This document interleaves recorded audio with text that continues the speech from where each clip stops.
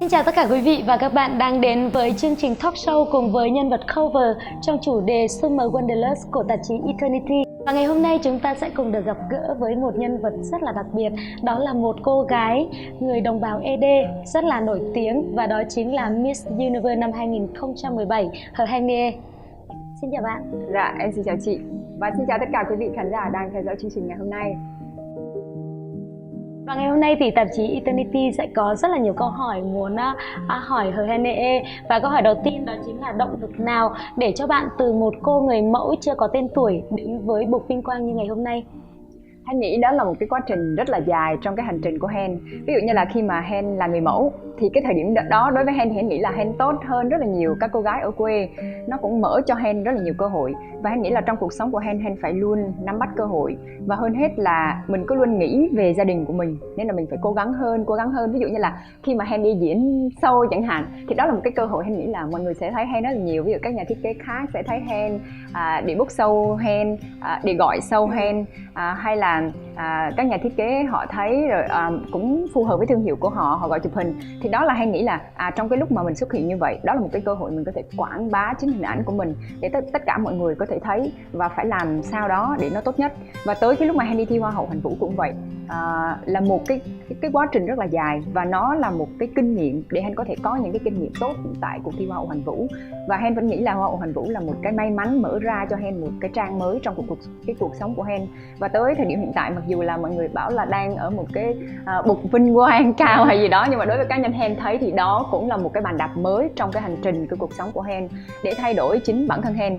Hèn hay nói đùa như vậy, tức là khi lúc mà Hèn làm Hoa hậu rồi á, thì tức là bây giờ là hết nhiệm kỳ rồi, thì Hèn nói là Hèn chỉ mới thoát nghèo thôi và mình phải tiếp tục cố gắng để cái cuộc sống mình nó tốt hơn.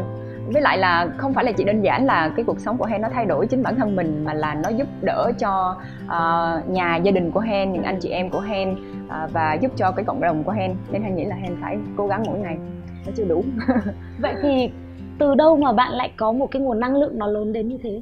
Hèn nghĩ là nó cũng là một cái hành trình ngay từ lúc nhỏ của Hèn. Thì Hèn là một cô gái, khi mà nhỏ là một cô gái có vẻ như là nói vui là hơi tự kỷ. Tức là Hèn có thể tâm sự những cây cỏ, và những lúc như vậy Hèn giải phóng được cái năng lượng xấu của mình. Và cái thói quen đó nó hình thành từ lúc mà Hèn nhỏ tới cái lúc mà Hèn lớn. Nên lúc mà Hèn là sinh viên hay là lúc mà Hèn đã làm người mẫu rồi, thì hiển nhiên cuộc sống của mình cũng có những cái gọi là những nỗi buồn hay là những cái tiêu cực. Nhưng mà Hèn luôn biết cách để giải phóng những cái năng lượng xấu đó và nạp cho mình những cái năng lượng tích cực, để làm cho mình có những cái năng lượng tuyệt vời nhất để gọi là cố gắng mỗi ngày của mình. Thì đối với cá nhân Hèn thấy là nó là một cái quá trình, và nó hình thành từ cái lúc Hèn nhỏ. Ở giai đoạn này, ở độ tuổi của Hèn, thì nếu như người ta sẽ ví 4 mùa là một đời người, thì Hèn hiện đang ở độ tuổi của mùa hè, đúng không? Vậy thì trong khi mà bạn bè cùng trang lứa với Hèn vẫn đang miệt mài nỗ lực về một cái gì đấy, thì Hèn đã đạt được một cái vị trí mà có thể đã được liệt kê ra rồi. Thì trong đây có cái điều gì mà Hèn vẫn chưa làm được hay chưa? Hiển nhiên vẫn chưa. Tức là khi mà mình cái cuộc sống của mình á, không phải là mình đạt được cái điều đó là mình nhìn ở phía sau quá khứ là mình đã làm được một cái điều rất là lớn rồi, mình không cần cố gắng nữa. Không phải là như vậy, mà mình nghĩ là từ cái vị trí này làm sao mình có thể làm tốt hơn ở các vị trí khác, thì buộc mình phải học, mình phải nạp kiến thức, hay là mình phải làm cho mình tốt hơn. Ví dụ như chính bản thân Hèn luôn nhìn nhận được những cái mặt mà Hèn chưa tốt, chẳng hạn như cái việc học tiếng Anh của Hèn chẳng hạn. Dù Hèn có học nó rất là nhiều, nhưng mà Hèn không thể nói tốt như cái việc mà Hèn học tiếng Việt. Tại vì người Hèn ở nhà hay nói tiếng ED, ít khi nói tiếng Việt. Mà chuyển qua cái việc mà học tiếng Anh nó lại cảm thấy rất là khó. Và Hèn nghĩ là cuộc sống của mình luôn luôn thay đổi, nên là mình phải học nếu mà mình muốn cái vị trí mình hay là cái cuộc sống của mình nó tốt hơn. Vậy thì những cái vị trí mà ngày hôm nay Hèn đã đạt được, thì Hèn nghĩ là cái đấy dựa vào một phần là may mắn, hay là vì cái phần là Hèn nỗ lực hơn người? Nếu mà mọi người nói may mắn thì Hèn cũng thích. Và nói nỗ lực thì mình cũng thích. Thì hiển nhiên ở trong cái nhận được cái may mắn đó, không phải là mở mắt ra là mình nhận được cái may mắn đó, mà cái quá trình mình cố gắng. cái quá trình gọi là những cái sự cố gắng của mình cái trong cái thời gian qua thì mình cố gắng hết mình tới cái lúc nào đó thì giống như là nó hội tụ từ cái việc cố gắng đến cái việc nhận được cái may mắn. Đôi khi là mình cố gắng hết mình nhưng mà mình lại không có may mắn thì nó cũng gọi là chưa được may mắn lắm. Ví dụ như là đó, đại khái là nó phải cộng hưởng giữa may mắn và cái sự cố gắng của mình. Dạ. Vậy thì cái lúc mà Hang đăng quang, Hang đã có rất là nhiều lời hứa cho cộng đồng và có nhiều ý kiến cho rằng những cái lời hứa đấy chỉ là để làm đẹp hơn danh hiệu, nhưng mà Hang vẫn không giải thích cho cái điều đấy, và ngày hôm nay thì kết quả mọi người cũng đã nhìn thấy rồi. Vậy thì Hang có thể chia sẻ với mọi người là trong những cái lời hứa đấy có điều gì mà Hang chưa hoàn thành hay chưa? Khi mà Hang làm hoa hậu thì Hang có chia sẻ ví dụ như là chia 70% cho dự án cộng đồng xã hội, để lại 30% phát triển hình ảnh. Thì cái việc đó Hang đã thấy là Hang đã làm rất là tốt. Hang không để lại 30% mà là Hang đưa hết ra 100% cái số tiền mà Hang nhận được từ cuộc thi để làm cho dự án cộng đồng. Và cái dự án Hang làm đó là trao học bổng cho các em ở trường cấp 1, cấp 2, cấp 3 của Hang là đã xong rồi. Thì cái việc mà Hang nói là giữ lại 30% để giữ lại chăm sóc hình ảnh của mình á, thì lại không cần thiết nữa. Cái thời điểm đó tự nhiên là mình có một rất là nhiều ekip, các anh chị không có rất là nhiều anh chị ekip của công ty Unicorp, họ hỗ trợ cho Hang hết mình. Thành ra là mình không cần phải để lại 30% đó làm gì nữa. Đó thì cái lúc mình nói là như vậy, nhưng mà kết quả khi mà mình có được thì mình lại thấy như thế, và mình đã để lại hết 100%. Cái việc mà đồng hành với lại trẻ em mồ côi thì đó là một cái điều mà Hang rất là quan tâm. Thì tới thời điểm hiện tại, mặc dù đó là dự án mà Hang gọi là làm không nhiều lắm so với các dự án khác, và cái dự án mà Hang gọi là đồng hành nhiều nhất đó là về trẻ em và phụ nữ. Như là tất cả mọi người đều biết là trong cái thời gian 2 năm của Hang là Hang có đồng hành với Hội Liên hiệp Phụ nữ Việt Nam ở các dự án của Hội Liên hiệp, hay là luôn luôn có một cái suy nghĩ về trẻ em. Tại vì đối với cá nhân Hang thấy là ví dụ như chính bản thân Hang có được ngày hôm nay là một cái sự thay đổi, một cái sự tác động của những người mà Hang gặp, cho Hang những cái cơ hội, những mở mang những kiến thức, hay là thậm chí là học bổng luôn. Thì Hang muốn làm lại những cái điều đó cho những trẻ em khác. Thì cái việc Hang quan tâm đó là trẻ em. Việc Hang đã từng làm ví dụ như là xây thư viện cho các em để các em có thể có một cái cơ hội mở mang những kiến thức của mình, hay là trao cho các em học bổng để những các em khó khăn không phải lo nghĩ đến cái chuyện là các em làm sao mà học đủ chi phí. Các em chỉ biết là cố gắng trong cái cuộc sống của mình thôi. Với lại một phần hơn nữa thì Hang nghĩ rằng là các em sau này chính là những người mà có thể gọi là giúp cho đất nước mình phát triển. Lúc đó biết đâu mình già rồi mình không còn sức nữa thì các em là những người trụ cột cho cái đất nước của mình. Vậy thì đối với ở quê hương của Hang thì Hang đã có những cái hành động thực tế nào để giúp cho những trẻ em cũng như là những bạn gái ở đấy? Bản thân Hang thì Hang cảm thấy rất là vui khi mà trở về quê hương của mình.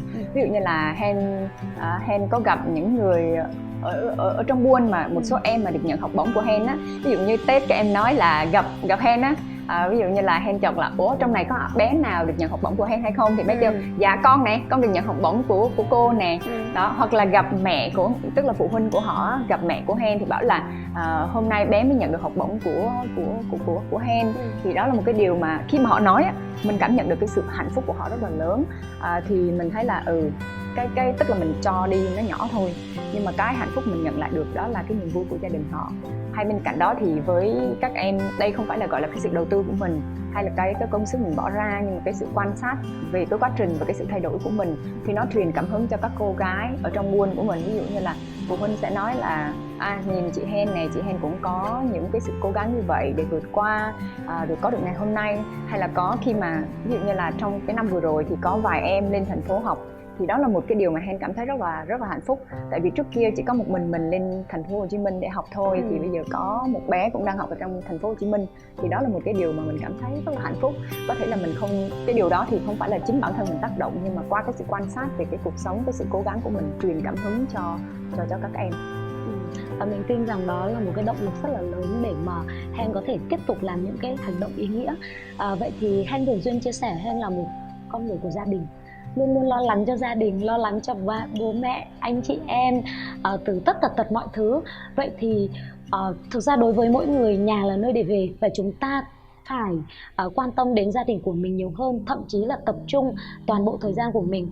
Nhưng mà có một cái ý kiến trái chiều và mình cũng thắc mắc là liệu cái sự quan tâm của mình như thế nó có tạo nên một cái điều gọi là ỷ lại vào người thân, thì điều đấy có trong gia đình của Hen nó có xảy ra không? Ỷ lại cái khúc này chưa hiểu lắm. Tức là kiểu là như anh chị em mình ấy, lúc mà mình take care cho họ quá nhiều, mình cho họ công việc, mình cho họ tiền bạc, mình cho họ vật chất, mình cho họ tất cả mọi thứ, thì người ta không muốn đi làm nữa chẳng hạn, người ta không muốn học nữa, người ta không muốn cố gắng nữa. Tại vì thường đa số những cái phần cố gắng nó sẽ đi lên từ cái khó khăn và từ cái động lực. Tuy nhiên là nếu như mà mình cho người ta nhiều quá thì người ta sẽ ỷ lại vào đấy và không có cố gắng nữa. Thì Hiền thắc mắc là cái điều đấy ở trong gia đình Hen như thế nào, và Hen đã làm như thế nào để cân bằng lại cái tình cảm của mình với gia đình? Hiển nhiên là trong thời điểm hiện tại Hen như là một cái gọi là nguồn lực chính của gia đình. Tức là ví dụ như là các tiền sử dụng trong gia đình, tại vì hiện tại thì gia đình Hen không có nguồn thu. Ví dụ như là cà phê thì mới nhổ lại để trồng cà phê mới thì chỉ bỏ chi phí ra để chăm sóc thôi, chứ chưa có trái để mà có thể hái. Có nguồn thu cho gia đình, thì tất cả mọi thứ chi phí ở trong gia đình thì Hen đều là người chi trả. Và nói chung sửa sang hay làm tất cả mọi thứ đều là Hen lo hết. Rồi Hen thì kiểu như là với người lớn, ví dụ như là với ba mẹ hay là với ba mẹ hay là dì của Hen, thì Hen nghĩ là dù họ có xin bao nhiêu thì đó là một cái trách nhiệm của mình phải luôn cho. Còn với các em của Hen thì Hen nghiêm khắc hơn một tí. Tức là muốn các em của mình là phải có một cái định hướng cho cái công việc nghề nghiệp của mình, và Hen luôn luôn sẵn sàng. Ví dụ như là nếu mà em gái của Hen muốn học về make up thì Hen sẵn sàng đầu tư học phí cho em Hen học, hay là hỗ trợ cho em để em có thể trang trải và phát triển cái ngành nghề của mình. Hay là em trai của Hen chẳng hạn, ví dụ như là các em Hen luôn có một cái suy nghĩ là muốn sửa xe, nhưng mà cho đi học thì lại không đi. Và cái mà tức là cái câu chuyện mà Hen luôn chia sẻ với tất cả mọi người đó là truyền cảm hứng cho các cô gái là người dân tộc thiểu số hay là những người đồng bào dân tộc thiểu số phải làm sao để thay đổi ước mơ của mình. Nó không phải là chỉ riêng là cái câu chuyện mà Hen quan sát hay là cá nhân Hen, mà là nó là câu chuyện của chính gia đình Hen. Ví dụ là các em Hen, Hen có hai em út, em trai của Hen thì Hen mong muốn là hai em của mình sẽ đi học nghề để sau này có một cái tương lai nó ổn định hơn và làm những cái việc mình thích. Nhưng mà hai em trai của Hen lại không chọn theo cái hướng đó. Hai em ví dụ như là em kế áp út của Hen thì làm công nhân. Nhưng mà Hen cũng không có phải là gọi là sợ hãi khi mà nói lên cái điều này. Nhưng mà cái quan trọng Hen mong muốn em của mình đó là phải lựa chọn cái mong muốn của mình. Và đối với cá nhân Hen thì Hen luôn luôn sẵn sàng để hỗ trợ cho các em của mình cho cái việc học của nó. Tại vì ngày trước khi mà mình đi học á, mẹ mặc dù là không có nhiều nhưng mà luôn sẵn sàng, thậm chí là gỡ cả dây chuyền của mình, dì của mình cũng như vậy luôn, để bán, để cho tiền Hen đi xe hay là Hen lên học. Thì Hen cũng có mong muốn có một cái trách nhiệm như thế với người em của mình. Nhưng mà có vẻ như là một nhà không được thiêng lắm khi mà Hen có nói chuyện đó hoài với hai em của mình, nhưng mà hai em Hen cũng không có một cái tư tưởng nào cho cái việc mà phải học cái gì hay là làm cái gì. Nhưng mà em của Hen bây giờ là bao nhiêu tuổi? Em của Hen, một em là năm 2001 và một em là năm 2003. Nhưng mà do kiểu như hai em thì nhìn vào thì giống như là gần bằng tuổi nhau. Cái điều mà mong muốn của nói chung là cái gọi là cái suy nghĩ nhiều nhất của mình thời điểm hiện tại đó là về hai đứa em trai của mình. Tức là mình mong muốn là hai đứa em sẽ có những cái sở thích, sẽ có những cái đam mê, sẽ có những cái điều mong muốn học hay là đầu tư, thậm chí là kinh doanh cũng được. Thì mình sẽ cố gắng làm sao vun đắp để có thể hỗ trợ cho các em của mình. Đó là cái mong muốn lớn gọi là của mình. Hy vọng là các em của mình trong thời gian tới sẽ có những cái tư tưởng tốt, tư tưởng tiến bộ, nạp cho mình những kiến thức bổ ích để làm tốt cho chính cái cuộc sống của mình. Tại vì nếu mà cái việc mà mình mà hỗ trợ liên tục thật sự là nó không đủ sức.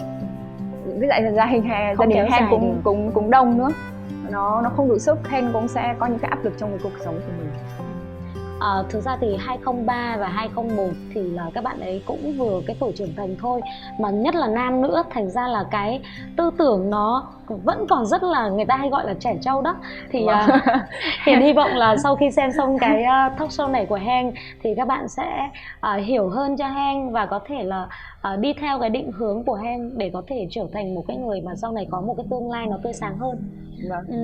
Thường thì mọi người sẽ thường xuyên thấy cái hình ảnh của Hen khi mà xuất hiện ở trước công chúng ấy rất là chỉnh chu, rất là rạng rỡ. Thậm chí là Hiền nhớ rằng là trong một cái chương trình thì Hanh đã chọn một cái bộ đồ màu vàng với là nhiều lớp voan khác nhau và tạo nên một cái chủ đề đó là mùa hè rực rỡ. Vậy thì không biết là cái phong cách của Hanh từ một ekip lo lắng cho Hanh hay là tự bản thân Hanh sẽ làm được cái điều đấy? Đầu tiên nó cũng là một cái cảm xúc của mình. Ví dụ như là khi mà giống cái bộ đồ mà chị chia sẻ thì đó là một cái đồ bay của nhà thiết kế Linh San. Thì đối với cá nhân của Hen kiểu như là Hen sẽ dễ dàng trong vấn đề di chuyển với cái ví dụ như trang phục bay như thế. Nó sẽ tốt cho cái phần mà gọi là trình diễn của mình so với các bộ đồ nặng, các bộ đồ đính kết. Nên là lúc đó là Hen chia sẻ về cái suy nghĩ của mình để mình có thể làm tốt nhất. Dĩ nhiên thì chính bản thân mình vẫn là một cái người hiểu mình nhất, thì mình chia sẻ như vậy thì các anh chị sẽ lên ý tưởng. Thì đó là một cái điều mà Hen cảm thấy rất là hay và được các anh chị luôn luôn yêu thương mình, đó là luôn luôn lắng nghe cái cảm xúc của mình. Ví dụ như mình chia sẻ như vậy thì các anh chị sẽ có những cái định hướng làm cho mình có một cái bộ đồ tốt nhất, thậm chí là xuất sắc nhất và phù hợp với bản thân mình nhất, đúng không? Dạ, vâng ạ. Vậy thì Hanh có thể chia sẻ về cái ước mơ của Hanh được không? Ai cũng từng có ước mơ. Vậy thì ước mơ trước đây của Hanh là gì và ước mơ của Hanh ở thời điểm hiện tại là gì? Nếu mà nói ước mơ thì Hanh luôn luôn, tại sao là Hanh lại chia mỗi lần mà Hanh đi với gặp các em học sinh á, Hanh luôn nói là các em phải có những cái ước mơ, những cái khát khao, bởi vì thực sự là những cái ước mơ đó nó cho mình cái động lực để mình cố gắng để chạm được những cái điều đó. Ví dụ như là cái lúc mà Hen còn bé thì lúc đó là Hen sống trong cộng đồng người ED của Hen, thì có một số người Kinh thì họ đi mua thu gom ve chai hay là mua những cái trái mãng cầu ở trong quê của Hen. Thì mỗi lần họ tới, Hen thấy họ cầm một xấp tiền, nhưng mà thật sự là những cái đồng tiền lẻ thôi, rất là nhiều. Thì trong suy nghĩ của Hen á, là lúc bé mà thì Hen nghĩ rằng mấy người này họ giàu quá, ước gì sau này mình cũng kiểu như cầm tiền rồi đi thu gom mua như vậy và làm những cái công việc nhẹ nhàng ở chợ ve chai với cái chiếc xe đạp cọc cạch đó. Đó là lúc nhỏ mình nhìn họ với cái suy nghĩ như vậy, và càng lớn thì Hen có nhiều ước mơ nó lớn hơn. Ví dụ như là tại sao Hen lại học một cái ngành tài chính doanh nghiệp, đó là vì Hen thấy kiểu như là Hen đi với ba của mình đi ra ngân hàng thì Hen thấy là các cô ngân hàng ở trong đó mặc đồ rất đẹp. Mình có một cái ước mơ, mình có một cái khát khao là mình sẽ được như các cô ấy. Xong là Hen mới vô thành phố Hồ Chí Minh Hen học. Và tiếp theo khi mà ví dụ như là trong cái cuộc sống của mình nghĩ rằng là ví dụ như là khi mà Hen làm người mẫu, tại sao lại chuyển qua hoa hậu, là bởi vì là Hen nghĩ rằng là Hen muốn có nhiều sâu hơn. Đó là một cái mong muốn, một cái ước ao của Hen, có nhiều sâu hơn khi mà thi một cuộc thi mà người ta biết về mình nhiều hơn. Đó, nên Hen thi ở cuộc thi hoa hậu. Và tới điểm hiện tại, những cái ước ao, những cái ước mơ của mình, mặc dù là nó nhỏ thôi nhưng mà Hen đã gọi là trải qua hết và có những cái là mình làm tốt hơn. Và trong tương lai thì ước mơ của mình hiển nhiên là đầu tiên thì là những cái ước mơ để làm sao mình tốt nhất. Nhưng mà để chia sẻ như thế nào thì Hen sẽ không chia sẻ, bởi vì là nó trước bước không qua. Ok, vậy thì Hen là một cái người mà gọi là đại diện cho thế hệ phụ nữ dám nghĩ, dám làm. Vậy thì theo Hen, điều tiên quyết nhất mà phụ nữ phải có để có thể vượt qua khỏi chính cái giới hạn của bản thân mình là đó là cái tinh thần, một cái tinh thần lạc quan. Tức là cái tinh thần này Hen thấy là nó giúp cho mình rất là nhiều để vượt qua những cái, thứ nhất là cái khó khăn này. Nếu mà mình nghĩ cái chuyện đó khó khăn, xong rồi mình có những cái suy nghĩ tiêu cực thì nó mãi là tiêu cực và mình không thể vượt dậy được. Hay là mình gặp được những cái tinh thần mà gọi là tinh thần xấu ở trong cuộc sống của mình. Nếu mà mình có những cái tinh thần lạc quan thì mình không vượt qua được nó. Và cuộc sống của mình đôi khi là có những cái trường hợp giống như là thời gian vừa qua thì các bạn cũng đọc những tin kiểu như một bạn áp lực về cuộc sống của bạn đến nỗi mà bạn nhảy cầu. Khi mà Hen đọc cái tình huống đó, Hen cảm thấy rất là xúc động, bởi vì chính bản thân mình cũng có những cái áp lực trong cuộc sống, nhưng mà mình suy nghĩ lạc quan hơn và mình nghĩ rằng là mình là trụ cột của gia đình và mình phải cố gắng hơn để mình có thể có một cái cuộc sống không chỉ là cho bản thân mình mà cho người thân của mình. Nên cái điều mà Hen suy nghĩ rằng là tất cả các cô gái cần đó là một cái tinh thần lạc quan. Tôi sẽ lạc quan làm được cái này, tôi sẽ làm được cái kia. và hãy luôn luôn mang một cái tinh thần đó trong cái suy nghĩ của mình, trong cái công việc của mình, hay là lúc mình gặp cả cái chuyện tình cảm luôn. Đôi khi thì vì chia tay thì đôi khi người phụ nữ chúng ta lại buồn rầu hay là xuống sắc chẳng hạn, nhưng mà thôi đừng có suy nghĩ như vậy, phải có một cái tinh thần lạc quan, tôi phải đẹp hơn hay là tôi phải giỏi hơn để chứng minh rằng là tôi có thể làm được nhiều thứ và cơ hội phía trước tôi còn nhiều hơn nữa. Thì đó là một cái điều mà quan trọng, nói chung là một cái tinh thần lạc quan. Vậy thì ngoài cái tinh thần lạc quan thì đối với những bạn mà còn rất là thiếu tự tin thì Hanh có lời khuyên như thế nào để các bạn có thể tự tin hơn để đối mặt với những cái khó khăn trước tiếp Tết đến của mình không? Vâng, đấy, vẫn là một cái tinh thần lạc quan thì nó là mệnh đề kéo theo cho một cái tinh thần của mình. Nếu mà mình lạc quan, mình nghĩ là ví dụ bản thân Hen, cái mũi Hen là gọi là không được thẳng thì Hen nghĩ rằng là không sao, thì đó cũng là một cái điểm rất là đặc trưng của mình. Mình suy nghĩ rất là lạc quan về cái chuyện đó thì mình sẽ có một cái sự tự tin ở trong chính bản thân mình. Mình sẽ không còn e ngại, không sợ những cái gọi là cái sự quan sát của người khác, cái sự chê bai của người khác. Ví dụ ngay cả cái chuyện làn da của Hen, sau khi Hen đăng quang thì mọi người chê bai, ôi tại sao hoa hậu lại tóc ngắn thế kia, rồi da cô ấy lại thâm đen thế kia. Mình nghe thì mình chỉ buồn một chút thôi, nhưng mà mình nghĩ rằng là mọi chuyện đó là không thể thay đổi được. Đó là nằm ở trong cái con người của mình. Đúng rồi. Mình phải tự tin lên để cho mọi người thấy rằng là mình luôn luôn cố gắng cho cái cuộc sống của mình.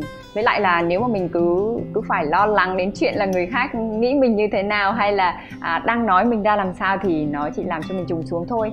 Và khi mà mình đã gọi là bị đạp đổ xuống dưới thì họ chẳng cứu mình, họ sẽ càng cười mình. Đấy, nên là mình phải làm sao là cố gắng thay đổi cái suy nghĩ của mọi người. Vâng, phải luôn luôn lạc quan trong một cái tinh thần như thế.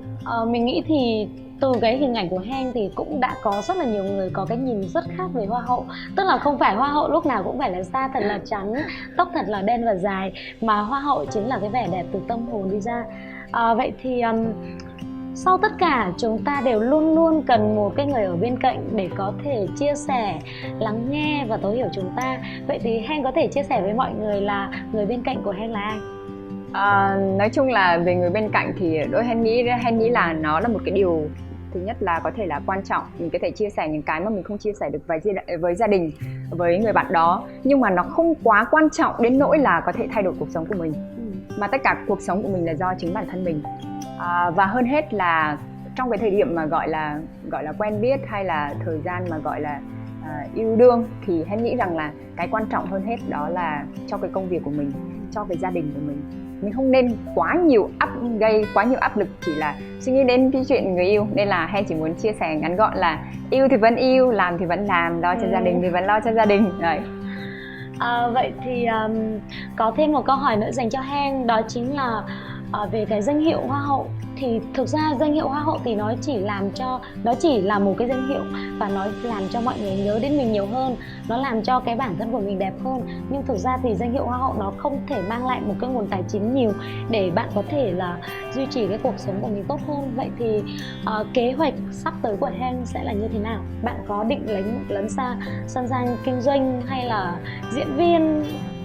Hiện thấy là mọi người hay làm diễn viên. Hiển nhiên đối với cái gọi là cái cuộc sống của Hen khi mà Hen làm qua hoa hậu ấy là một cái điều không thể phủ nhận được. Đấy là Hen có một cái không phải là nguồn thu mà từ cái việc mà mọi người tin tưởng bởi cái hình ảnh hoa hậu, gọi là truyền cảm hứng cho cộng đồng, vì cộng đồng thì những cái điều đó Hen nhận được rất nhiều hợp đồng đại sứ. Thương hiệu thì nó cho Hen một cái nguồn thu rất là nhiều từ Hen với lại công ty quản lý của Hen, thì đó cũng là một cái may mắn của mình. Nhưng mà mình không chỉ nên dựa vào cái may mắn đó mà mình cứ làm nó như vậy hoài, nhưng mà mình phải luôn luôn thay đổi, tức là làm cho mình thêm nhiều ngành nghề khác hay là lĩnh vực kinh doanh như chị chia sẻ. Thì nếu mà trong tương lai nếu có may mắn thì làm kinh doanh cũng rất là thích. Còn định hướng về nghệ thuật thì đó là một cái gọi là cái niềm đam mê ở trong mình rồi. Khi mà em làm người mẫu thì em có một cái niềm đam mê với sân khấu và giống như là nó đã lựa chọn cái con đường này cho mình, nên là mình phải cố gắng gọi là giữ hình ảnh của mình với các hoạt động khác. Ví dụ như là thời gian tới sẽ gọi là học thêm làm diễn viên chẳng hạn. Không phải là học thêm làm diễn viên, cái từ này không đúng lắm, kiểu như là sẽ nếu mà có khi mà Hen được nhận một cái vai nào đó, Hen nghĩ là Hen phải cố gắng hết mình để có thể làm tốt cái vai trò đó của mình. Tức là mình sẽ học thêm một khóa về diễn xuất. Dạ, cũng có thể. Vậy thì hình ảnh mà Hanh muốn khán giả nhớ tới Hờ Hanh Nê Eng là gì? Như cái thời ban đầu của mình luôn, đấy là một cô gái rất là empower, một cái cô gái mà rất là có thể là truyền năng lượng cho người khác. Thì Hen luôn muốn gọi là khi mà chọn vai hay làm một cái điều gì đó cũng muốn truyền cảm hứng cho những người mà đang xem bộ phim đó với những cái vai như thế.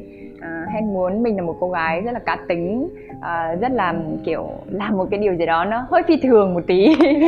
Mặc dù là có những cái mà trong phim thì nó thiên về nghệ thuật, nó không thể là phải là những cái chuyện thực tế, nhưng mà mình muốn làm cái gì đó nó thật sự là lớn để kiểu như là truyền cảm hứng cho nhiều người. Giống như chính bản thân Hem là một người rất mê phim hành động, hay là những cái phim hành động hay là những cái dạng phim mà gọi là thuộc về sao nhỉ, gọi là năng lượng, siêu năng lượng hay là cái gì đó. Thì khi mà Hen xem những bộ phim đó thì Hen được gọi là có cái cảm xúc, tức là cái cuộc sống của mình nếu mà mình không cố gắng, mình không chống chọi với nó thì mình không vượt qua được. Thì thường là Hen thấy những cái bộ phim là thường là như thế, nếu mà họ chống chọi, họ cố gắng, họ tìm cách thì họ sẽ vượt qua được. Thì trong cuộc sống nó cũng như vậy, nếu mà mình cố gắng, mình tìm cách và mình vượt qua được những điều đó thì mình sẽ vượt qua. Và những cái bộ phim mà Hen thích thì cũng dạng những bộ phim mà truyền tải được những cái câu chuyện hay là những cái thông điệp nhân văn như vậy. Vậy thì tạp chí Eternity là một cái tạp chí định hình lối sống cho giới trẻ. Hen hãy nói một cái câu gì đấy để có thể truyền được cái nguồn năng lượng sống cho những bạn trẻ hiện đại. Thật sự đây là một cái điều mà mình cảm thấy vô cùng khó nhỉ. Tại vì giống như là tất cả các bạn trẻ đều có những cái ước mơ, những cái khát khao của mình. Cái điều mong muốn của chính bản thân Hen đối với giới trẻ đó là chúng ta phải luôn luôn nắm bắt là thứ nhất, cái thứ hai là cố gắng, và cái thứ ba phải luôn nghĩ rằng là chưa đủ và mình phải cố gắng hơn nữa để mình chạm được những cái niềm khát khao, cái mong muốn của mình. Đừng bao giờ có một cái suy nghĩ thụt lùi hay là những cái sự thiếu tự tin, tại vì những cái điều đó chỉ tác động xấu đến cái cuộc sống của mình thôi và cả ước mơ của mình. Nên phải luôn luôn có một cái suy nghĩ tích cực, lạc quan để chúng ta thay đổi cái cuộc sống của chúng ta. Và chắc chắn rằng khi mà có những suy nghĩ như vậy, Hen tin các bạn trẻ với cái sự cố gắng của mình, với cái sự thông thái của mình sẽ vượt qua và có một cái tương lai tốt đẹp. Và nhớ subscribe kênh của Eternity TV để cùng với chúng tôi lắng nghe những câu chuyện thật tuyệt vời nhé.